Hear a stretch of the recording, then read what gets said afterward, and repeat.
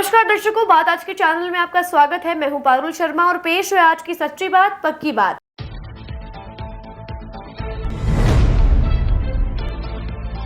RBSC 12वीं board का result जारी, लड़कियों ने फिर मारी बाजी।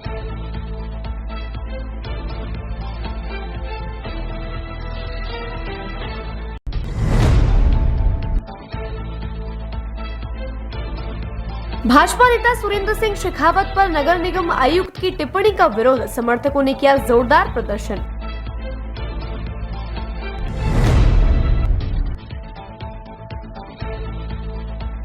सावित्री चौराहे पर यातायात कर्मियों के लिए गुमटी का किया गया एसपी विश्नोई द्वारा उद्घाटन, ट्रैफिक पालन के लिए दिए गए वाहन चालकों को निर्देश।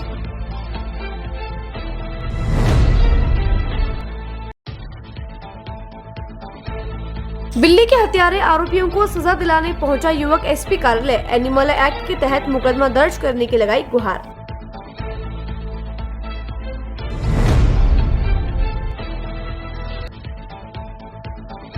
और फिर एक प्रेमी युगल पहुंचा एसपी के सामने, जान माल की रक्षा की लगाई गुहार।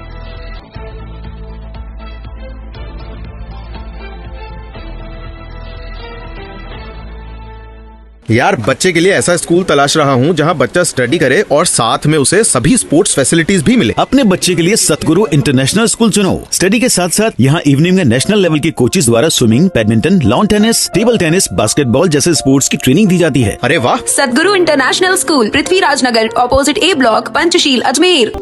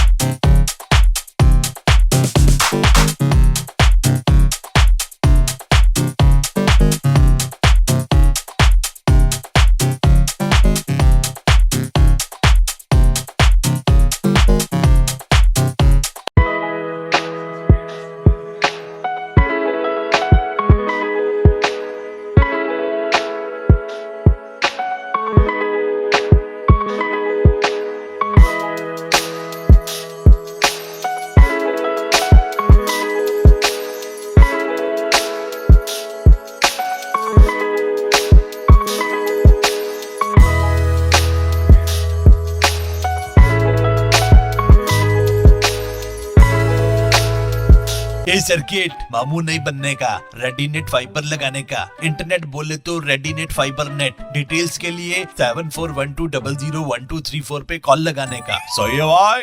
इंटरनेट बोले तो रेडीनेट फाइबर। अब शुरू करते हैं बातों का बेहतरीन सफर। राजस्थान माध्यमिक शिक्षा बोर्ड ने आज 3 अहम परिणाम घोषित किए हैं, जिनमें 12वीं साइंस, कॉमर्स और आर्ट्स का रिजल्ट आज करीब 12 बजे जारी हुआ, जिनमें साइंस में 97.73%, कॉमर्स में 98.95% और आर्ट्स में 96.88% स्टूडेंट पास हुए हैं। बोर्ड सचिव कैलाश चंद्र शर्मा ने जानकारी देकर बताया कि संभागीय आयुक्त महेश चंद्र शर्मा ने परिणाम की घोषणा की है।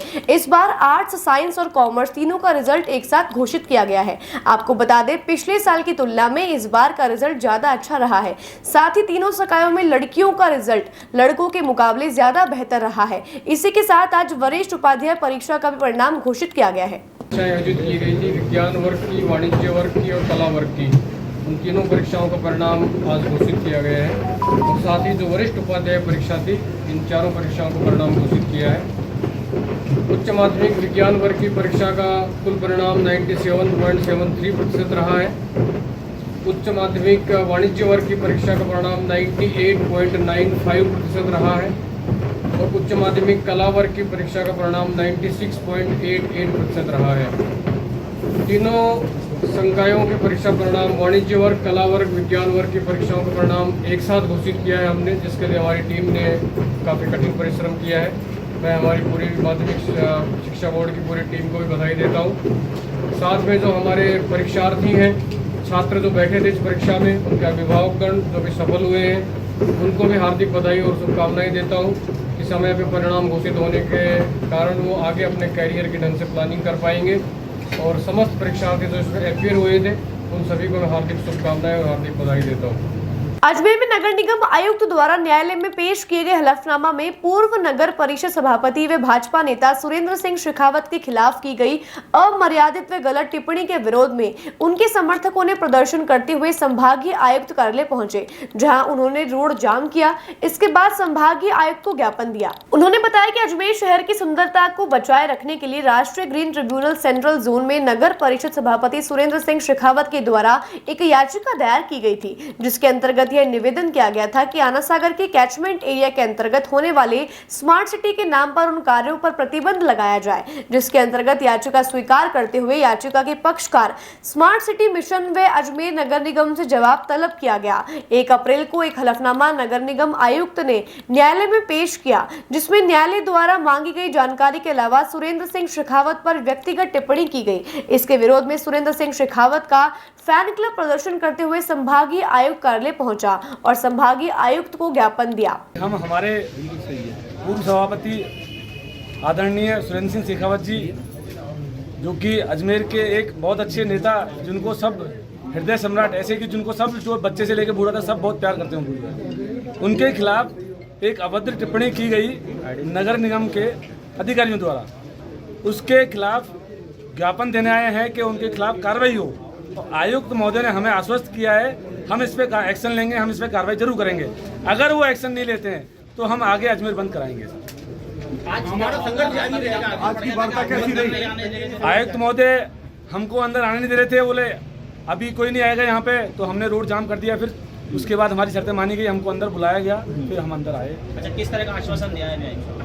कार्रवाई होगी, उसमें उनके ऊपर कार्रवाई की जाएगी। कार्रवाई की जाएगी। देखिए, आज अजमेर शहर का युवा अपने उस व्यक्तित्व के लिए स्वयं आज यहाँ संभागीय आयुक्त महोदय के पास आया है, जिनके खिलाफ अजमेर नगर निगम और स्मार्ट सिटी के अधिकारियों द्वारा जो हलफनामा कोर्ट के अंदर दायर किया गया और उसमें जो अमर्यादित भाषा और जो टिप्पणी जिन पे करी गई, आप सब मेरे मीडिया के मित्र हैं, जिस शख्सियत के ऊपर ये टिप्पणी की गई है उनको व्यक्तिगत रूप से आप सब भी जानते हैं।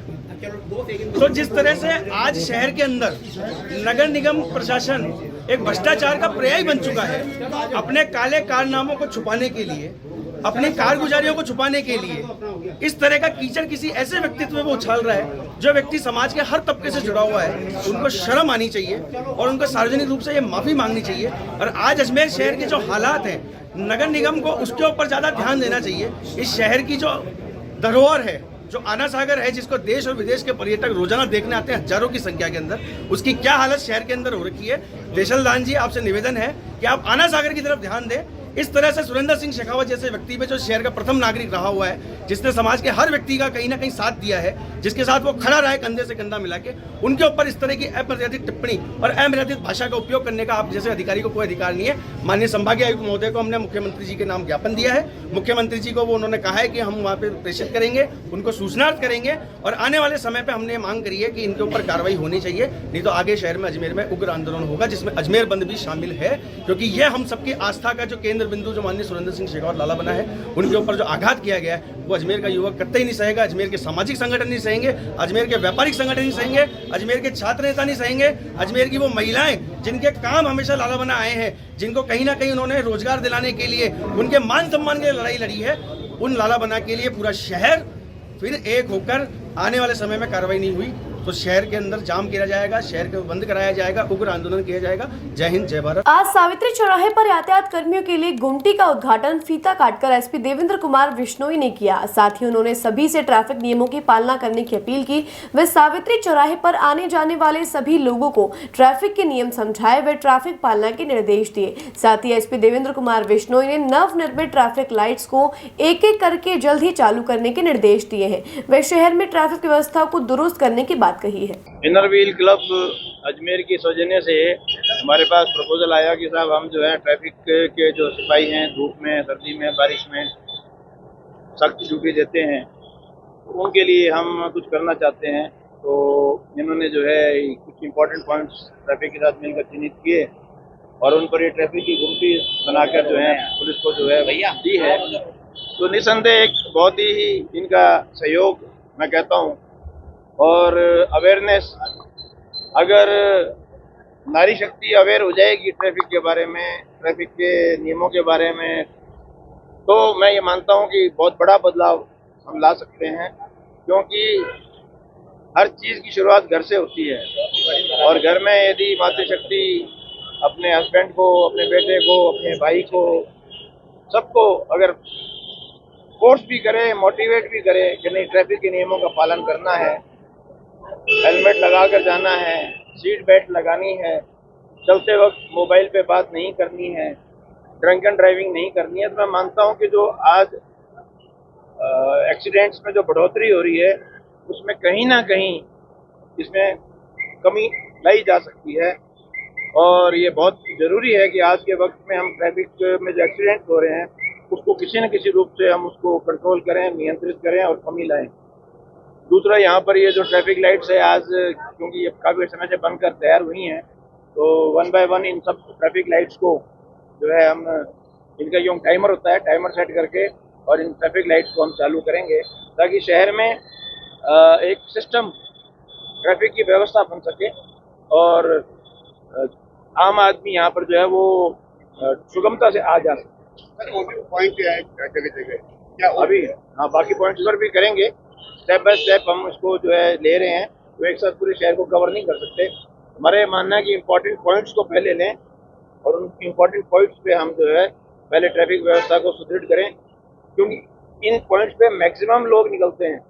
तो जो अवेयरनेस यहाँ से बढ़ेगी वो अवेयरनेस पूरे शहर में फैलेगी। दिल्ली के बच्चों की मां को डंडे से पीटकर मौत की घाट उतारने वाले हत्यारों के खिलाफ कार्यवाही करने हेतु युवक ने एसपी कार्यालय पहुंचकर एसपी के समक्ष कार्यवाही की मांग की। साथ ही उसका आरोप है कि उसका भाई विकास व उसकी भाभी दीपा ने बिल्ली की हत्या की है, जिसके बाद दोनों में झगड़ा हो गया। परिवादी मनीष का कहना है कि उसका भाई विकास व भाभी दीपा आदतन अपराधी हैं और गांजे की तस्करी करते हैं। साथ ही परिवादी मनीष का कहना है कि विकास अपनी पत्नी के नाम का इस्तेमाल कर उन्हें छेड़छाड़ का केस करने की धमकी देता रहता है, जिससे परेशान होकर परिवादी मनीष ने आज एसपी कार्यालय में एसपी के समक्ष पेश होकर दोनों के विरुद्ध एनिमल एक्ट के तहत सख्त कार्रवाई करने की मांग की है। मेरा नाम मनीष तारावत है, मैं सासी बस्ती रहता हूँ। 2 साल से हम परसेंट बिल्ली पालते हैं। अभी अगले महीने ये 4 बच्चे बिल्ली ने दिए, तो कल वो लेटरिन पेशाब के लिए बाहर निकली थी, तो मेरा भाई विकास पेपावर और दीपा ने उनका है ना क्या बोलते हैं एक डंडे से वार करके है ना हाथों हाथ बिल्ली के दांतों में क्या बोलते हैं मुंह के अंदर डंडा डाल दिया, तो उससे उसकी हाथों हाथ मौत होगी। फिर हम पूछने गए कि हमारी बिल्ली का नाम स्वीटी है। मैंने बिल्ली कहाँ है, वो बोले यहाँ नहीं आई। फिर पीछे जंगल में जाके देखो। जैसे ही हम जंगल में पहुंचे वहाँ पे बिल्ली हमको मरी हुई मिली। फिर हमने देखा कोई कुत्ते वगैरह ना खाया होगा, लेकिन उसके ऊपर कुछ भी निशान नहीं था, एक भी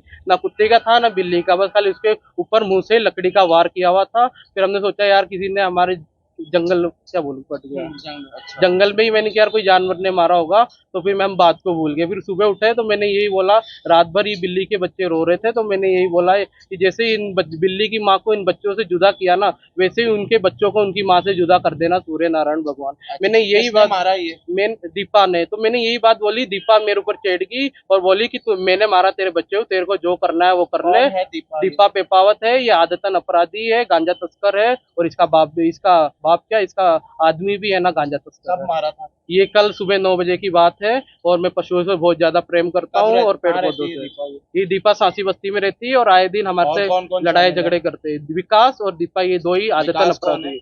ये भी है ना गांजा तस्कर है सर, और है ना हम कुछ लगते हैं क्या? जी सर, ये हमारे रिश्ते में मौसी के ही बच्चे हैं, लेकिन अब की हमारी इनसे बनती नहीं है, तो इसलिए ये बोल रहे कि तुम पढ़ाई करते हो, तुमको सरकारी नौकरी नहीं लगने दूंगे। जैसे मैं सरकारी नौकरी नहीं लगा, वैसे तुमको भी नहीं लगने दूंगा। अच्छा, तो आपको कब पता पड़ा कि आपके ना इन्होंने मारा मौसी के लड़कों ने? ये हमको सर सुबह 9 बजे पता पड़ा था। आज किसको शिकायत देने आए? आज हम एसपी साहब के पास आए। मैं सूर्य नारायण से यही आराधना कर रहा था कि जिन्होंने इनकी बच्चों को, बिल्ली की माँ को मारा, वैसे ही इनका भी सबक सिखाया जाए। तो ये एसपी से क्या मांग कर रहे हैं? एसपी से हम यही मांग करते हैं कि सर ये बेजुबान जानवर है, और क्या बोलते हैं, एनिमल एक्ट के तहत जो भी दोषी है विकास दीपा, उनके खिलाफ सख्त कार्रवाई की जाए। आप कितने टाइम से पाल रहे हो? हम इनको 2 साल से पाल रहे हैं सर, और 6 महीने हो गए इनके बच्चे, मतलब जो बिल्ली लाई थी। ठीक है, आपका नाम? मेरा नाम मनीष तारावत है, मैं साथी बस्ती रहता हूँ, स्टूडेंट हूँ। काय के स्टूडेंट है? मैं पॉलिटेक्निक करता हूँ। और क्या वो पशु प्रेमी? पशु बहुत प्रेमी हूँ, और हरियाली से भी, पेड़ पौधों से बहुत ज्यादा प्यार करता हूँ। श्रीनगर अजमेर निवासी अर्जुन से 1 साल पूर्व झालावाड़ निवासी शिवानी यादव की दोनों परिवारों की आपसी सहमति से सगाई की गई थी, परंतु युवती शिवानी यादव के परिजनों ने 1 साल बाद दोनों की शादी करवाने से इनकार कर दिया, जिसको लेकर शिवानी यादव और अर्जुन यादव ने स्वेच्छा से आर्य समाज में शादी कर ली। परंतु शिवानी के माता पिता को ये नागवारा रहा और उन्होंने इस पर आपत्ति जाहिर करते हुए झालावाड़ में शिवानी की गुमशुदगी की रिपोर्ट दर्ज करवा दी, जिस पर युवती शिवानी यादव का कहना है कि यह झूठी रिपोर्ट है और उन्होंने स्वेच्छा से अर्जुन यादव के साथ आर्य समाज में शादी की है, जिसको लेकर आज प्रेमी युगल अपनी जान माल की रक्षा व झूठी रिपोर्ट के आधार पर किसी प्रकार की कोई कार्यवाही नहीं करने की मांग की और सुरक्षा की गुहार लगाई। मैंने 10 साल की शादी की थी और अपने अर्जुन से की थी, और वो घर वालों से परेशानी है, इस वजह से मैं वहाँ जाना नहीं चाहती। आप आज इन्हें 1 साल से। आपकी पहले कोई सगाई भी हुई थी? हाँ, हुई थी 1 साल पहले। अब अर्चन क्या शादी इनके अपनी मर्जी से कर रहे हैं? मेरी मर्जी से कर रही हूँ। अर्चन क्या रही है? अर्चन मेरे घर वालों की तरफ से आई थी। किस तरह से? वो FIR दर्ज की थी उन्होंने, इसलिए। कहाँ पे? वहाँ खानपुर। दिक्कत तो कुछ नहीं है भैया, 10 तारीख को आर्य समाज में शादी की थी हमने। क्या मतलब, ये 1 साल पहले हमारी एंगेजमेंट हुई थी, तो 1 साल पहले बातचीत होने लगी हमारे बीच में। घर वालों की मतलब कुछ दिक्कत आ गई इनको, तो दिक्कत आ गई तो उन्होंने मना कर दिया भी नहीं करेंगे। फिर तो हमारी 1 साल तक बातचीत चलती रही मोबाइल पे, फिर ये इसकी मर्जी से आई है। हाँ, शादी कर ली ना हमने। अब क्या है, क्या प्रेशर बन रहा? प्रेशर तो ये बन रहा, मतलब इनके घर वालों से हो सकती है दिक्कत, और तो कुछ नहीं है। FIR तो करवा दी। अच्छा, अब वहाँ जाना नहीं चाहती है? हाँ, ये वहाँ जाना नहीं चाहती है। उन्होंने कहा भाई आपकी हो गई रिक्वेस्ट थी, वो दे दी उन्होंने, क्या भाई पाबंद करवा देंगे उनको। ये झालावाड़ की है, ये पहले 1 साल पहले एंगेजमेंट हुई थी मेरी। पहले घर वाले भी मतलब एग्री थे, कर देंगे, फिर पता नहीं क्या प्रॉब्लम हुई कि ज्यादा दूर है, ऐसा है वैसा। बातों को देते हैं एक छोटा सा विराम, जल्दी मिलते हैं एक नए सफर पर। यार, बच्चे के लिए ऐसा स्कूल तलाश रहा हूँ जहाँ बच्चा स्टडी करे और साथ में उसे सभी स्पोर्ट्स फैसिलिटीज भी मिले। अपने बच्चे के लिए सतगुरु इंटरनेशनल स्कूल चुनो। स्टडी के साथ साथ यहाँ इवनिंग में नेशनल लेवल के कोचेज द्वारा swimming, badminton, lawn tennis, table tennis, basketball जैसे स्पोर्ट्स की ट्रेनिंग दी जाती है। अरे वाह! सतगुरु international school, Prithviraj Nagar, opposite A block, Panchsheel, Ajmer.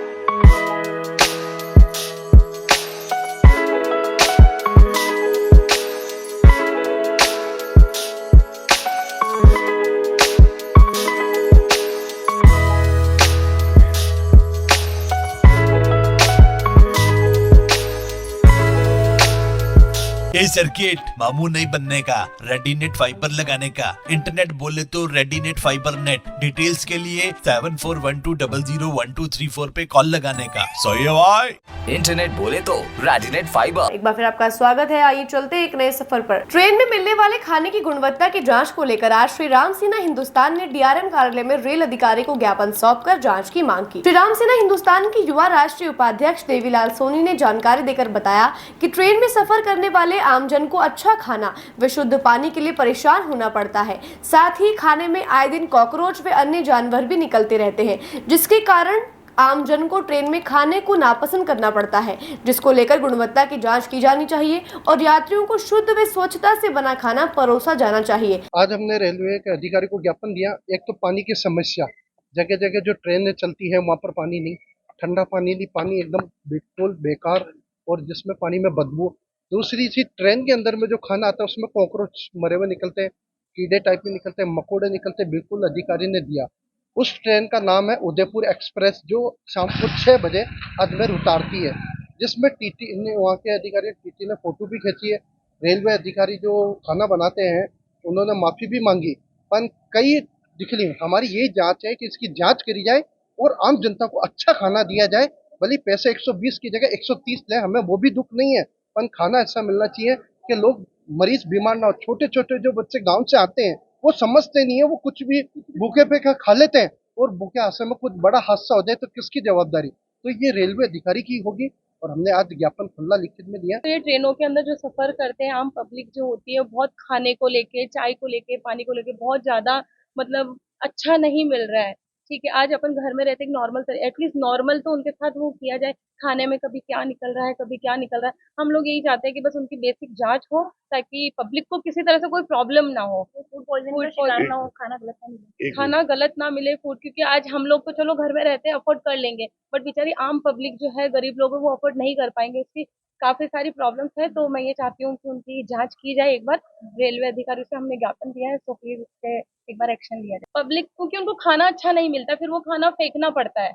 और आज हम अन्न भगवान के लिए तो हम कमाते हैं, उनके लिए तो करते हैं। अब आम पब्लिक वहाँ जा रही है, दूर लंबा सफर कर रही है, अयोध्या जा रही है, तो उनको खाना नहीं मिलेगा तो आम पब्लिक परेशान हो जाएगी। तो इसलिए हम ये चाहते हैं कि आप प्लीज करके उनकी वो करवाई जाए। पूर्व में शादी के नाम पर युवक के साथ ठगी करने वाली लुटेरी दुल्हन व उसके सहयोगी को कृष्णगंज थाना पुलिस ने महाराष्ट्र से गिरफ्तार किया है। जानकारी के अनुसार पूर्व में आजाद नगर कोटड़ा के पीड़ित ने 21 सितंबर 2022 को केस दर्ज करवाया था, जिसके बाद एसपी देवेंद्र कुमार बिश्नोई ने आरोपियों को पकड़ने के लिए कृष्णगंज थाने के नेतृत्व में विशेष टीम का गठन कर वांछित अपराधियों को पकड़ने के निर्देश दिए थे, जिसके चलते आज लुटेरी दुल्हन व सहयोगी को कृष्णगंज थाना पुलिस ने महाराष्ट्र से गिरफ्तार कर लिया है। आपको बता दें, आरोपी महिला पूर्व में शादीशुदा है। इस मामले में अग्रिम अनुसंधान अभी जारी है। दिनांक 21/9/2022 को प्रार्थी हंसराज सोनी निवासी आजाद नगर कोटड़ा ने एक प्रकरण दर्ज कराया कि श्रीमती कसुम्बी ने कोई सुंदर कन्या के लिए कहा तो जयराम नामक महिला से संपर्क किया।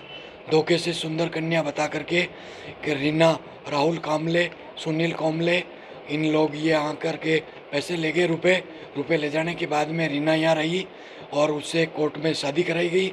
शादी कराने के बाद 9-10 दिन तक वो रही और फ्रॉड करके गहने लेकर के, रुपए लेकर के फरार हो गई। इस पर 2022 से प्रकरण चल रहा था। उसको ट्रेस करके रीना और पैसे ले जाने वाले सुनील सरज, जो उसके रिश्ते में रीना के भाई लगता है, उन दोनों को गिरफ्तार कर न्यायालय में पेश किया गया, जहाँ से 1 दिन का पेशी रिमांड मिला। बरामदगी के प्रयास किए गए एवं आज उन्हें पुनः न्यायालय में पेश किया। किशनगढ़ की विनायक फैक्ट्री में कार्य करने वाले मजदूर फैक्ट्री से 1.5 किलोमीटर दूरी पर किराए से रहते थे और खाना बनाने के लिए घरेलू छोटे सिलेंडर को इस्तेमाल करते थे, जो आज अचानक भभक गया और बिस्तर ने आग पकड़ ली, जिसे बुझाते समय तीनों मजदूर झुलस गए, जिसके बाद उन्हें किशनगढ़ से अजमेर जिला अस्पताल इलाज के लिए रेफर कर दिया गया है, जिनका उपचार अभी जारी है। बातों को देते हैं एक छोटा सा विराम, जल्दी मिलते हैं एक नए सफर पर। यार, बच्चे के लिए ऐसा स्कूल तलाश रहा हूँ जहाँ बच्चा स्टडी करे और साथ में उसे सभी स्पोर्ट्स फैसिलिटीज भी मिले। अपने बच्चे के लिए सतगुरु इंटरनेशनल स्कूल चुनो। स्टडी के साथ साथ यहाँ इवनिंग में नेशनल लेवल के कोचेज द्वारा swimming, badminton, lawn tennis, table tennis, basketball जैसे स्पोर्ट्स की ट्रेनिंग दी जाती है। अरे वाह! सतगुरु इंटरनेशनल स्कूल, पृथ्वीराज नगर, ऑपोजिट ए ब्लॉक, पंचशील, अजमेर।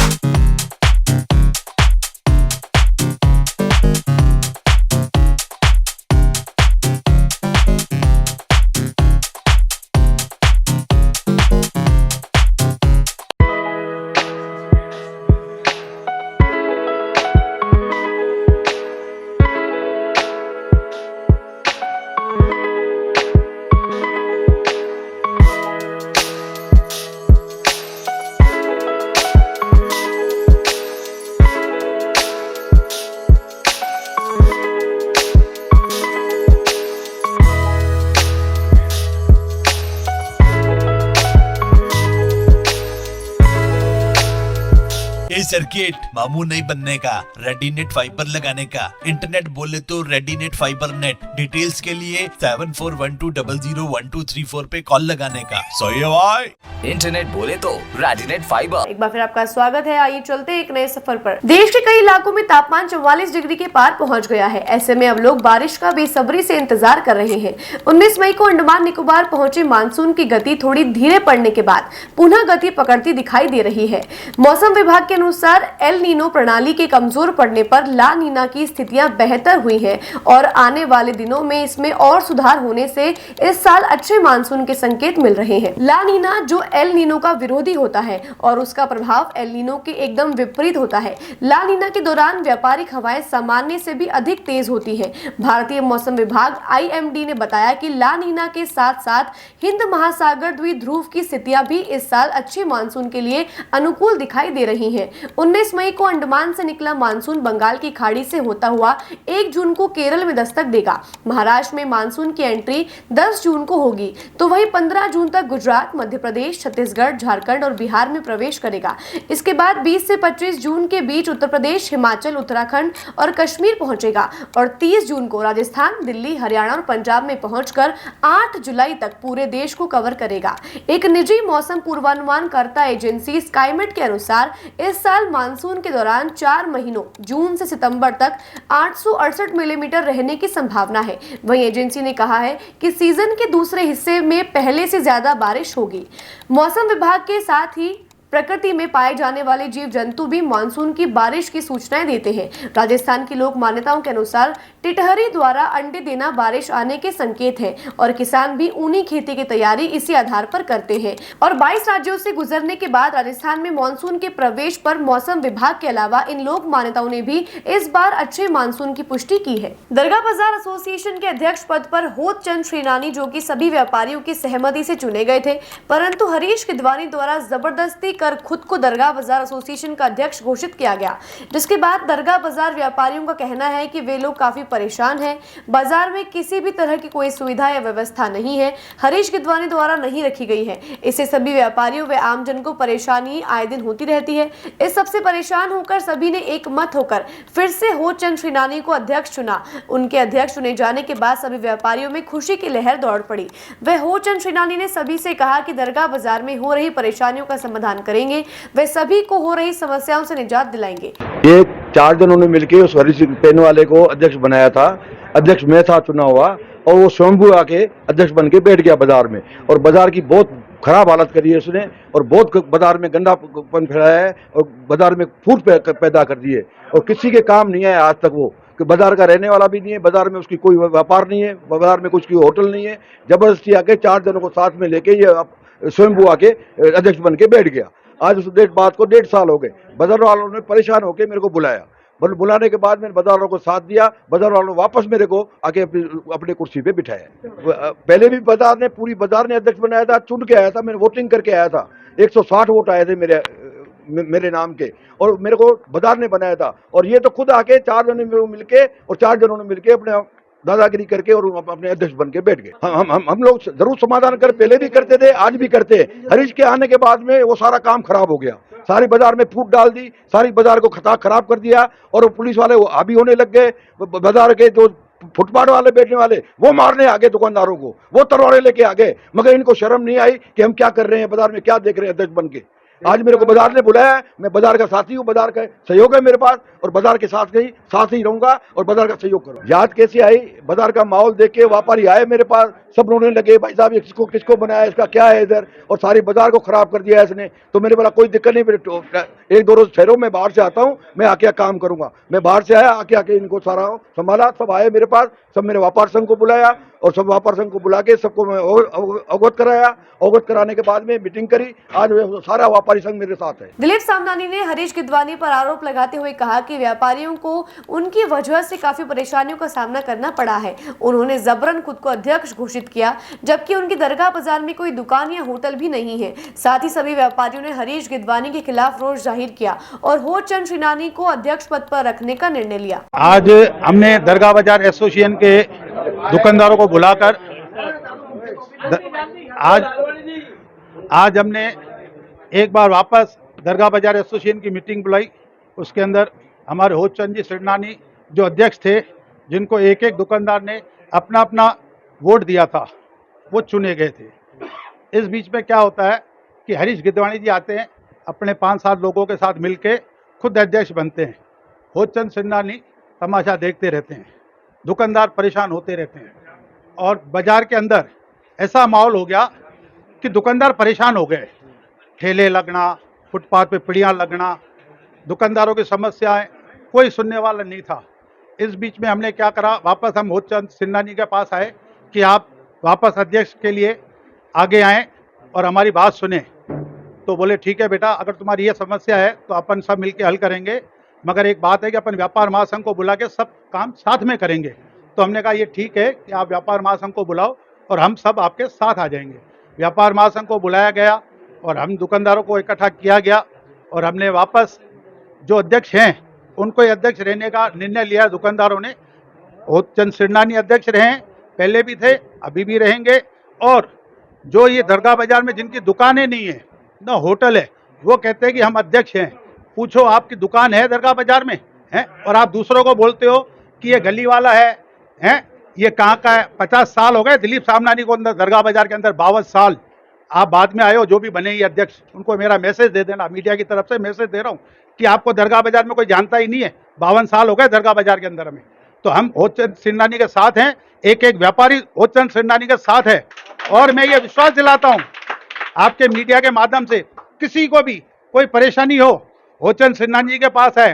अगर वो नहीं मिलते हैं तो मैं सुबह 10 बजे से लेकर रात को 2 बजे कभी भी फ़ोन करो, मेरा नंबर सबके पास है। हम आधी रात आपके लिए हाजिर है, पहले भी थे, अभी भी रहेंगे। दरगाह बाजार एसोसिएशन के अध्यक्ष हैं होचंद सिरनानी, मेरा नाम दिलीप सामनानी। मैं होचंद सिरनानी के साथ हूँ। अजमेर व्यापार महासंघ में भी संगठन सचिव और दरगाह बाजार एसोसिएशन का आज से नहीं हूँ मैं, 52 साल हो गए मेरे को। और इनको ये बता रहा हूँ, जो कह रहे ना कि दिलीप सामनानी दरगाह बाजार में है, नहीं, तुम्हारे कहने से कुछ नहीं होगा। 4-5 जनों से पूरी बाजार से पूछ लेना दिलीप सामनानी क्या है क्या नहीं है। आज के लिए बस इतना ही। कल फिर होगी आपसे मुलाकात, तब तक के लिए दीजिए इजाजत। नमस्कार।